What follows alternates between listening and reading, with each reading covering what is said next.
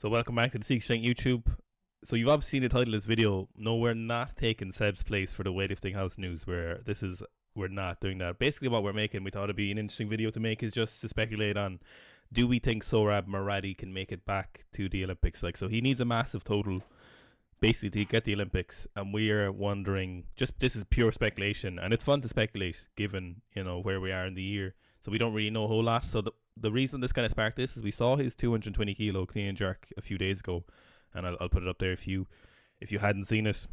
And so he dislocated his shoulder attempting a 200 kilo snatch or something. So he'd done 205 there whenever, like the year before last or something, and then he was going incredibly heavy, and he dislocated his shoulder. What do you think? Do you think he can make it back? Yeah, I think he will make it back. I think him making it back won't be so much to do with him being in good shape. I think it'll be more to do with qualification and Roby points, or however that's going to work. I think he can definitely be in great shape, like in good enough shape to medal and win it. But it's just a case of like what will happen with those Ryobi points. Are they Ryobi or Roby? Roby yeah, points. Those Ribena points. Yeah, the Ribena points. Like, I think he's going to be in phenomenal shape come that time of year anyway. I think the worrying thing when you look at his clean and jerk is it looks incredibly easy until he tries to catch the jerk over his head. And then it's like, oh shit, that left arm could possibly fall off. Like that left arm. So you can see, like, his lockout normally is phenomenal. Like, his arms are quite short, obviously, but he still managed to snatch enormous weights. But then his lockout normally is supreme, obviously, up until, the incident where he was snatching that much and had the shoulder dislocate or whatever. I don't know if he did that and then had surgery, but I think, like, he is, phenomenally talented. And from what we've heard about the Iranians, they are fond of a bit of sauce, and I think that's no surprise to anyone. And this is probably an important point to note, right? In a lot of cultures, when you, like, clearly doped cultures or cultures that have had a lot of positive tests, the things you start to see when you have like highly doped athletes is you'll see like supremely tightened positions and constricted ranges of motion. Yet when you see it with the Iranians, you see like loads of like laxness around the joints. You see like they still seem to have a very good level of elasticity around joints. They'll still have some hyperextension in their elbows. So you just have to kind of speculate, and this is what this video is about. Like, it is all speculation. You just have to kind of speculate what those drug procedures are, protocols are, or dosages are that allows them to maintain that level of flexibility. Yet, in his case, maybe a small bit more tension around the joints would be better. Well, do you think, like, is that something you agree with? I don't know. Like, see, it's hard to know. Like, can you regain? Like, can you go from perfect shoulder mobility and positions, getting surgery, so you have like physical damage to your joints and the ligaments around there via whatever method they use, scalpels or whatever, incisions were made? Can you then regain optimal or beyond optimal shoulder mobility again in positions? That's what I'm wondering. Yeah. Like if you take that clean looks like he clean 240 again. Like he looks back to the level absolutely. Like there's nothing wrong with him and the shape he's in. It's that physical structure around the shoulder is like the issue, is what I'd say at the moment. I'd like to see a really heavy snatch from him again, just to be like, what does it look like in the snatch? Because it could just be like that narrowed position in the jerk, like everything in the jerk is slightly different, but I think if he can still snatch massive weights, he'll get away with it. But yeah, it's very interesting. I think he will be in phenomenal shape come the Olympics if he's allowed to lift there. It looks like he snatched at least 180 recently, a few weeks ago. Okay. It was on his story. He only puts up on his story, and I forgot to record them. I'm gonna fucking Seb won't mind here, but I'm just looking at the YouTube channel. Yeah, so it's at least 180. You know those really dark, dirty, dusty plates. Yeah. His positions actually, well, it makes sense. They look a little bit better on his snatch. They look less compromised, but he does look quite tight. See, he has so much power. He's such a good weightlifter. His technique, his positions, and bar pattern are so optimal. Like, they're so good for him. Like, it's a Yeah, testament that he can snatch 205 kilos as an overweight 96 with yeah, such short arms. Like, typically that's not what happens. Like, that is just isn't a thing that can usually happen. People usually don't have. So, like, the longer your arms are, like, you've got a more optimal, basically, swing in the snatch, essentially. And the fact that he's, like, say, gripping the rings on the barbell, you know, and he can snatch 205 kilos or whatever in training, I think it's, like, it's insane. That's incredible. yeah, Drugs or yeah. no drugs. I think for people watching this, right? So like, it's not that having like a fucking 2.5 meter wingspan for the snatch is great, but people definitely have arms that are just too short to snatch with, and that's what you're probably looking with here, or like they're just around too short. Like, you don't want to be all the way out to the collars, but if you're inside the rings and basically you have what would be for me and what would be for Gurf, you're clean with grip, and then you have to transfer that to overhead. Like, it's going to be very, very difficult to have an efficient second and third pull. It's one of the reasons he's clean is so fucking good. Like, he's clean like that 220 clean. Yeah. Like, he gets it so far into his pocket without any kind of compromising. There's no like early arm pull. Like, he's not rolling it into his hip. He's literally getting it into his hip with just, you know, just great positions. It gets there.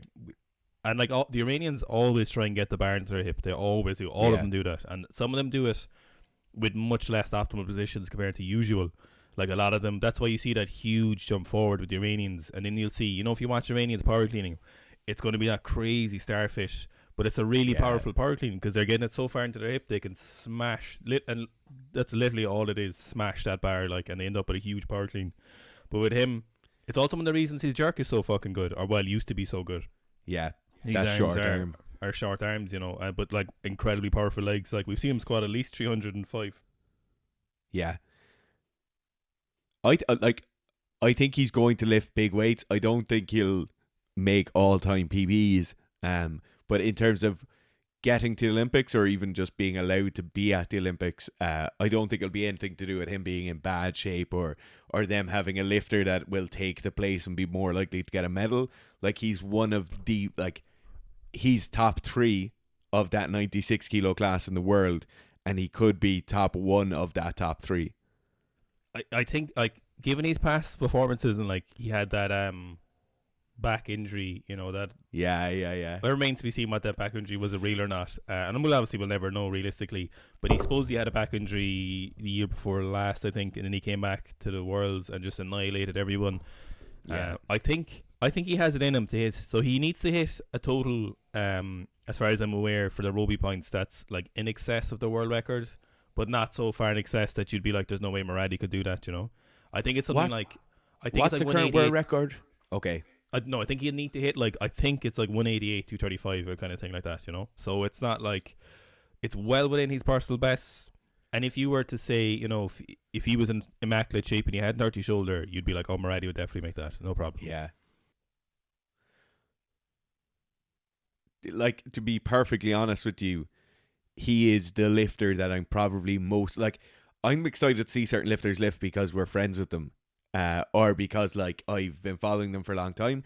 Moradi is someone that I'm genuinely excited to watch because you have fucking no idea what's going to happen here.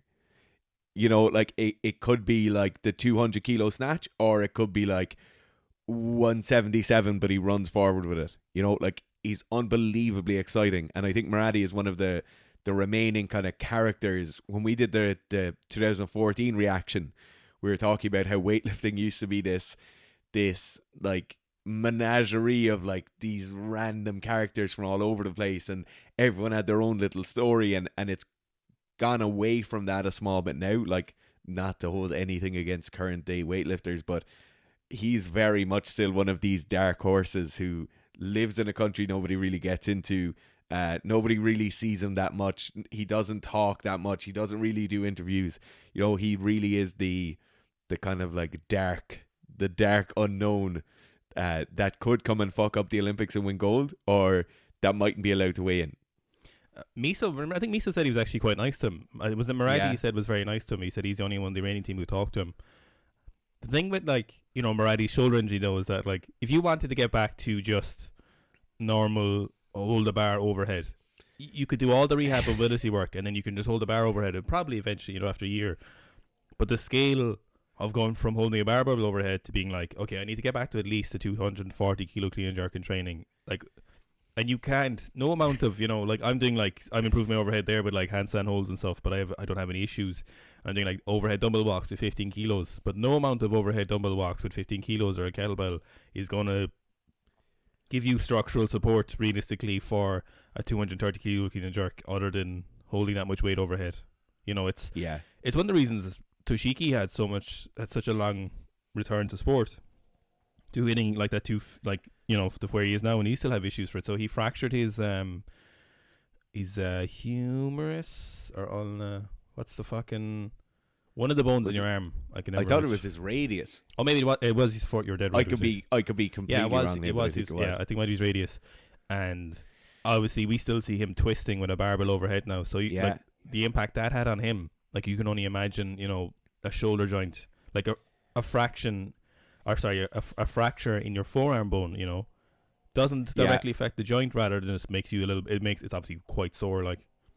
And look, not to be like in any way offensive, or in any way dismissive, but Iran is a very, very different country from what Japan is, in terms of like availability of medical care and how good that medical care is going to be. Like, I don't know, did he get treatment for that back injury when he was in Switzerland or when he was in Germany? Wasn't there something like that? Yeah, so I'm just not sure if the shoulder is the same thing, but like when we were in Iran not that long ago, it's not somewhere you would want to get sick. Yeah. At all. The thing as well with this is like, it's not like the surgery I assume was needed, right, or whatever, but you'd need to meet someone who is, an Aaron Harshig level of expertise at rehabbing these kind of things. You need someone who is just like, you can't just go to your physio and be like, my shoulder's kind of owie and I had surgery and now I need to clean jerk 230 plus again. Can you help me? Yeah. They're going to be like, I'll give you a rub down and did you ever hear of dry needling? Yeah, we're going to try wet needling today and see what happens.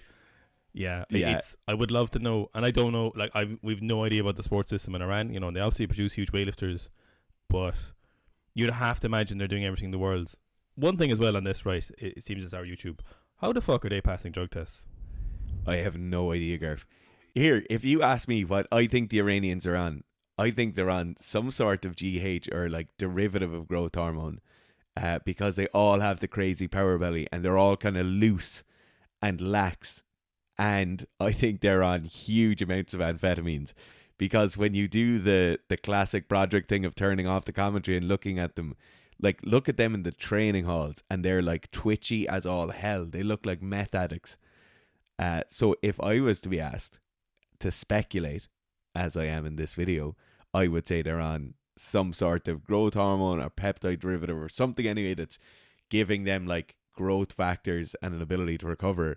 And then I think for big weights, they're on huge amount of like stimulant or amphetamine. His power belly is immaculate. It's insane how much. We said it in one of the reaction videos, like John Wick power bellium, like, but he is that's deep. He is the power bellium, like. The funny thing about him as well is he was terrible as an 85 and a 94. Like, he was useless. Sorry, as an 85. Yeah. Then he made the move to 94s and he just started annihilating people. I'm just looking at some of these videos. There's a 315 back squat from him and it looked very easy. So it's so hard to know. I'm rooting for him. Like, I really want him to come back. I really would like to see him at the Olympics. He's just such a good lifter. He lifts with such nice technique, and then he clearly trains hard according to who told us they go too heavy in training. Miso? Yeah. But he clearly trains hard. He lifts huge weights in training. Like, he's like, I'd love to see him make it back and get something. Absolutely. Even if he didn't win, but I'd love to see. I feel like he can do it. I'm going to call it and say he'll make the Olympics. I think he has it in him to do something stupid crazy. Like, to be honest, I just don't think I could call it now. I'm going to say, right, this is...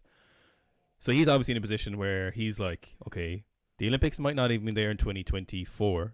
Yeah. I have a huge shoulder Very, issue. very likely it won't be there. I have shoulder issues now. I've gotten injured. Do I want to play it safe for the next few months and hope I can get back in shape for 2024? Yeah. Or will it even be a possibility to get 24? Or, so he's not that old. I think he's like 29 or something. So he could very easily make another Olympics if he hadn't a shoulder injury.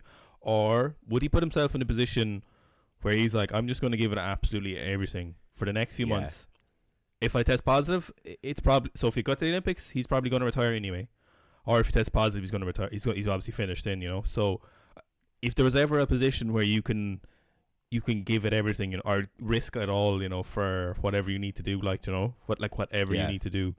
I feel like he's in that position. So I feel like he might I feel like he's got it. I'm going to call it and say he's going to make the Olympics.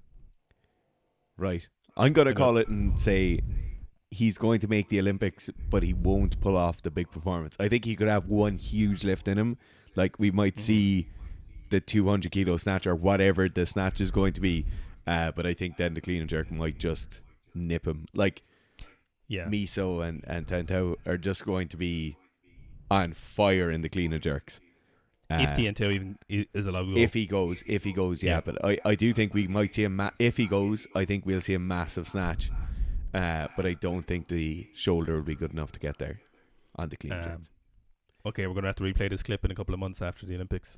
Yeah. If you want to see more content like this, just click on our little logo there. There's loads of reaction videos, loads more coaching content, and loads more kind of weightlifting specific content. If you want to see more information on us as coaches, go to our website. So it's seekastrength.com. There's a link in the bio and you can see all our programs there.